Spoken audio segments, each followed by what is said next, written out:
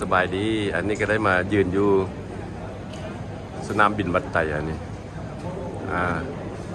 อันนี้มันอยู่สันเทิงไปแล้วอันนี้ท้ายลงไปลุ่ม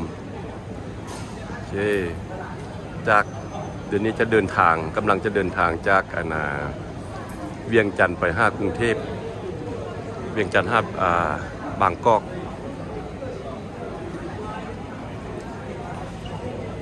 แล้วก็จะออกจากบางกอกไปไทเปแล้วก็ออกจากไทเปไปลอสแอนเจลิสอันนี้ประตูเกตเข้าไปละ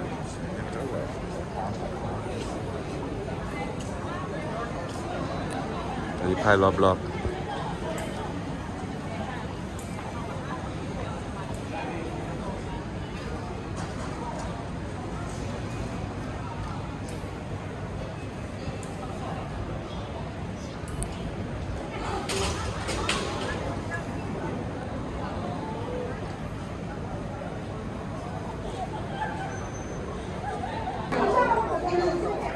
อันนี้มันเข้ามาทางในไปเลยได้เข้ามาทางใหม่25ประตูเกตตอนนี้มันก็มีร้านกาแฟและมีร้านกาแฟ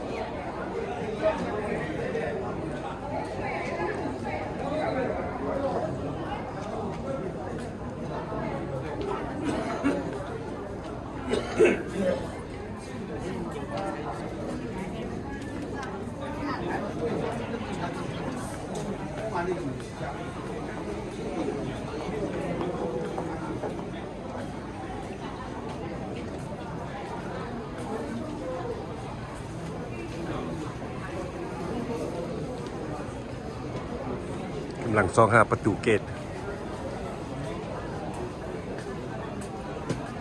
ก็สิเป็นประตูห้องเบอร์3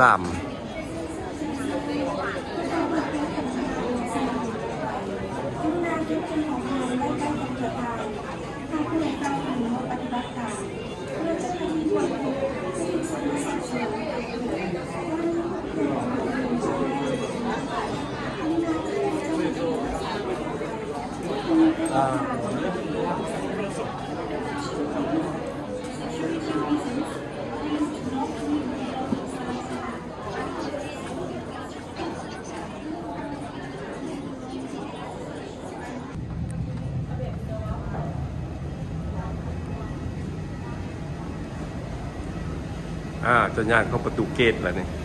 ไปสายการบินไทยเมื่อนี้นะ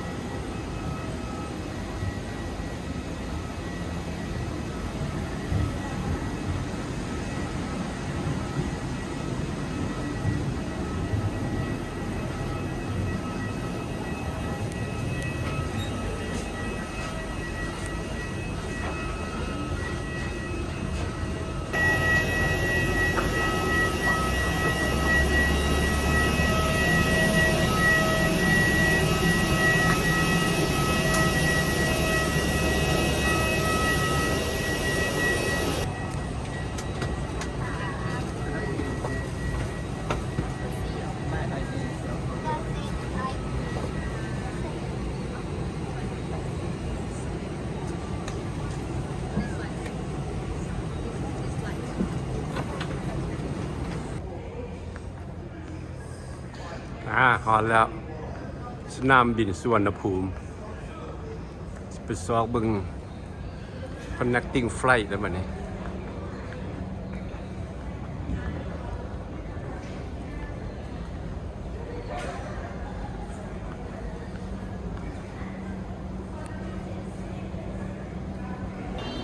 อันนี้ก็ได้มายืนอยู่ตอนหน้าพวก immigration พวกกฎคนเข้าเมืองเนาะคันพยักเข้าไปกรุงเทพเข้าไปในเมืองก็เข้าไปนี่ได้เลย ถ้ามันไปจากไปต่อสายการบินต่อแบบ connecting flight ก็ซอกตามประตูเกตไปพูดเลยอันนี้ก็สิไปซอกเบิงประตูเกต E3 number E3 connecting flight E3 ประตูเกต E3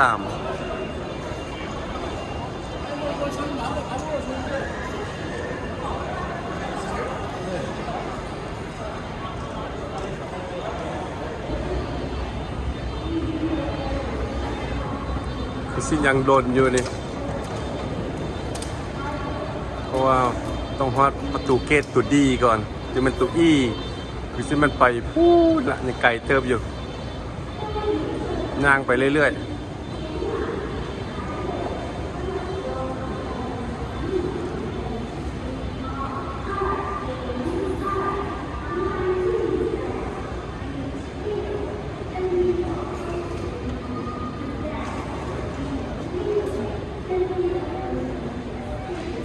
เกต D E F G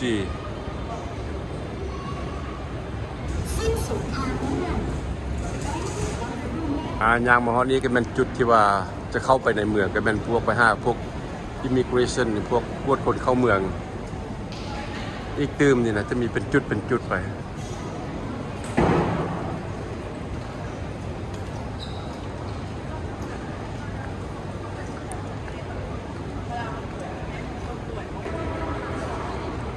สนามบินสุวรรณภูมินี่ก็เป็นสนามบินที่ใหญ่และก็กว้างพอสมควรเป็นสนามบินที่ใหญ่ที่กว้างสนามบินสุวรรณภูมิสิ้นสุดทางเลื่อน connecting flight นี่ก็มันจะเข้ามองนี่มองเลี้ยวขวาเข้าไปนี่ก็เป็นพวกจะเข้าไปหา connecting flight ประตูเกตเข้าไปหาพวกsecurity check อยู่ข้างในนี่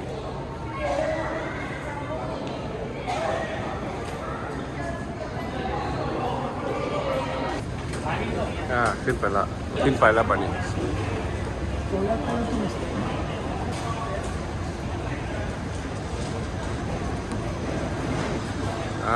ผ่านจาก security check แล้วบัดนี้ก็ไปซ่อหาประตูเกตแล้ว E3 ยังไปหน้าตรงไปหน้าเรื่อยๆ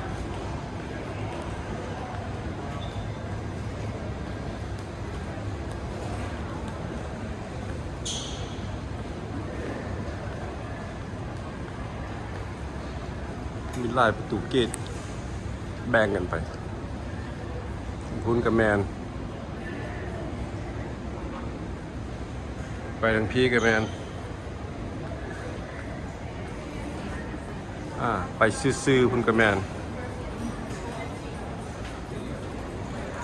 เราต้องไปตรงนี้เพราะว่า E1 ถึง E10 E1 ถึง E10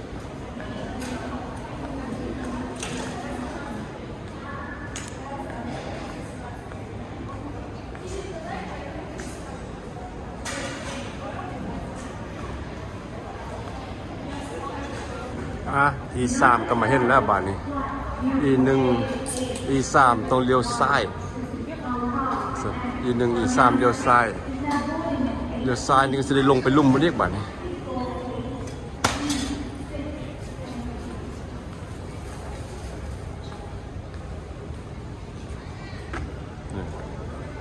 คุณแล้วนี่ลงไปลุ่มบนประตูเกตอยู่ลุ่มมันนะ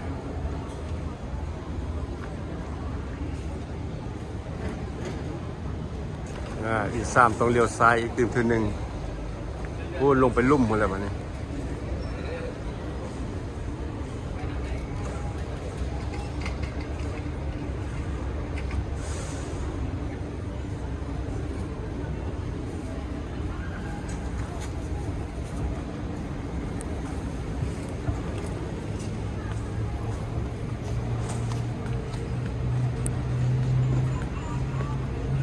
ผู้ใดเมื่อยนี่ก็มานั่งนวดอยู่นี่ก่อนก็ได้เด้อผู้ใดเมื่อยมีมาชีนให้นวดได้นี่นะมีมาชีนให้นั่งแล้วก็นวดป้อนเงินแล้วก็นวดโลดนี่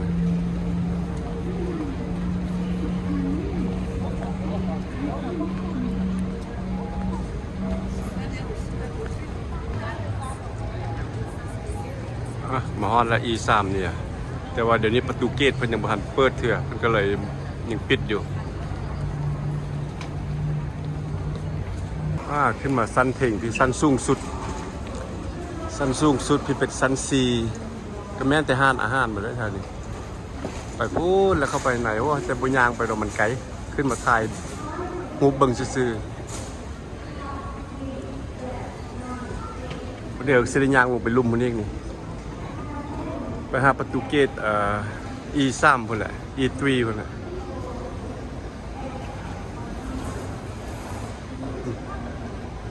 ประตูเกต E3 มันอยู่มองนี่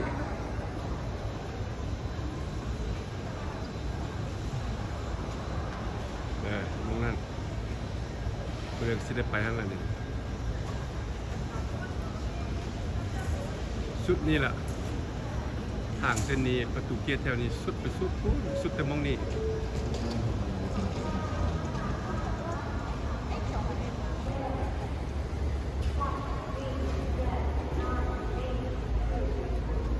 ลงมาทางลุ่มที่เรามาเนี่ย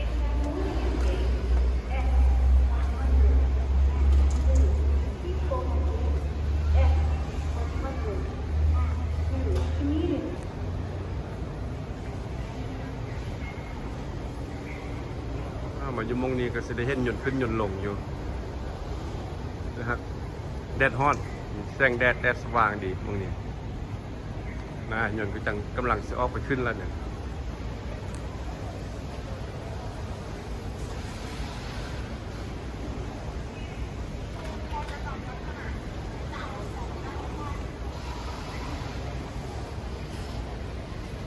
อันนี้สิย่างไปเรื่อยๆเราบังดูค่าเวลาที่ถึงเรือเวลาอยู่ U6552 Cabaros. It's now boarding at gate. โอ้ยย่างมาฮอดนี้ก็เมื่อยพออย่างคือสิบุสุดแล้วนี่สิได้กลับคืนซ้ำมาฮอดนี้ล่ะโอ้เบิ่งไหมเหือนหลังนี้เพิ่นเฮ็ดไว้นี่บักงามพุ่นน่ะตกแต่งได้ดีไป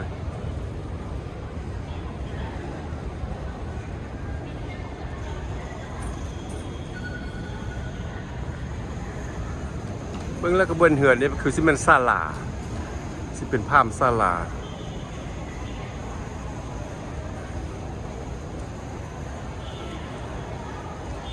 แล้วสิได้กลับคืนไปประตู E3 พุ่นแหละประตูเกต E3 อยู่พุ่นแล้วกลับคืนไปอีก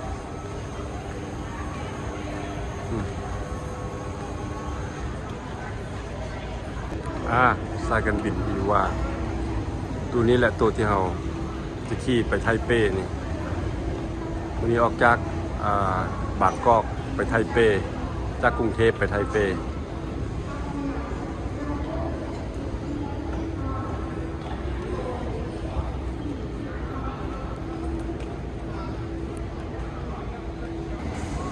เนี่ยสายการบินอีว่าแอร์ไลน์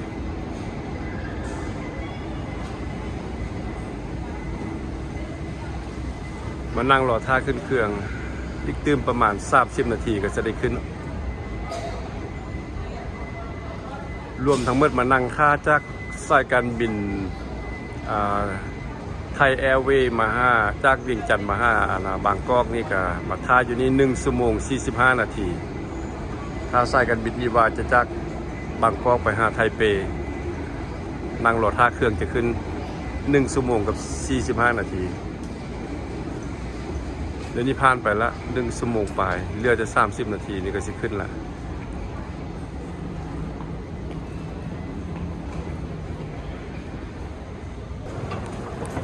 ฮอลเดอร์บันนี้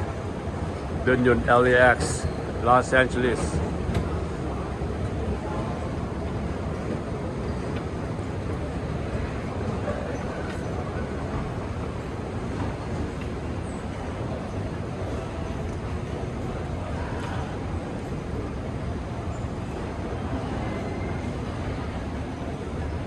Welcome to the United States,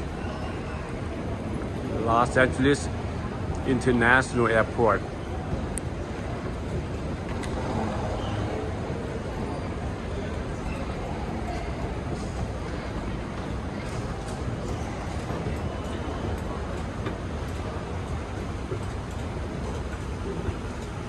block ticket 134. ต้องย่างไปฮอดพุ่นแล้วบัดนี้ตัว immigration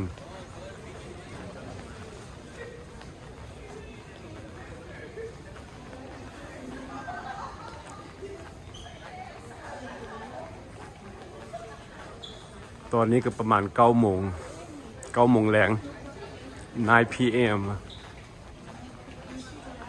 ประมาณ9 โมงแรง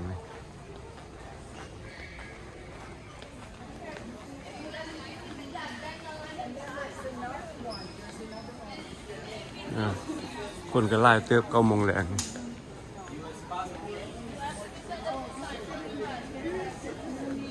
โอเค U.S. citizen unless die อันนี้ก็มาฮอตมองอันนา baggage claim แล้วเท้ากระเป๋าบันเนี่ยนู่นยืนอยู่แถวนี้มันปวดเท้ากระเป๋าหมดเลยครับ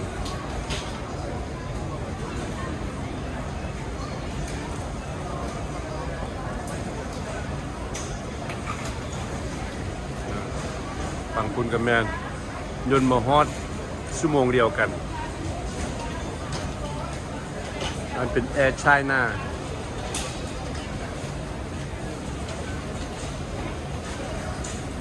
อันนี้ก็เป็น EVA Air หรือว่า EVA Air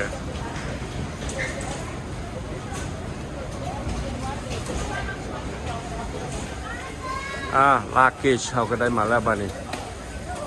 ตัวมันมีไล่มีแต่อันเดียวนึงจะออกไปนอกแล้วบ้านี้อันมอง exit ออกไปทางนอกคนละบ้านี้ก็คือ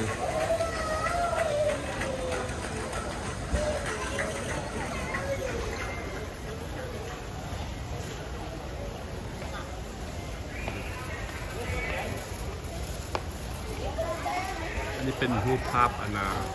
ห้องฮอลลีวูดไซด์อยู่ที่ลอสแอนเจลิสเป็นไซด์ที่ใหญ่ที่เป็นป้ายที่ใหญ่ที่ดังที่สุดในโลกไซด์ป้ายฮอลลีวูดเป็นไซด์ใหญ่ที่สุดแล้วก็เป็นป้ายที่ดังที่สุดในโลกให้มาก็มันจะขายหู Virgin Atlantic DS-23 has block ticket 133 using terminal number 33.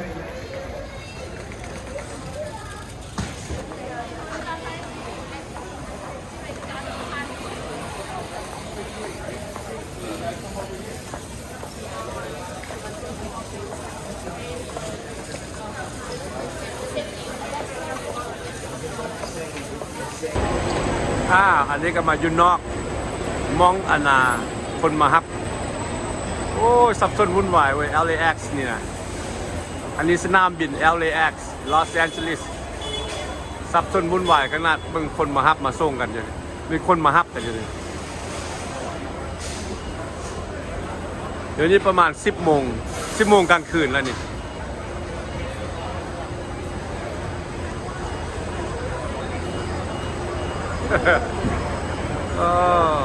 สุดยอด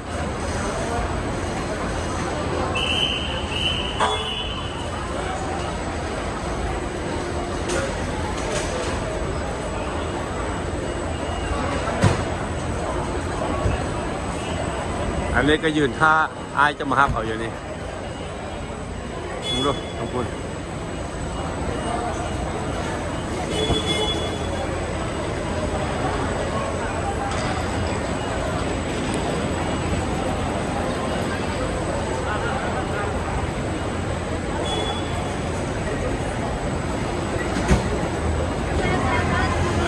ตัวยามค่ำคืนเป็นเวลาที่ซับซ้อนวุ่นวาย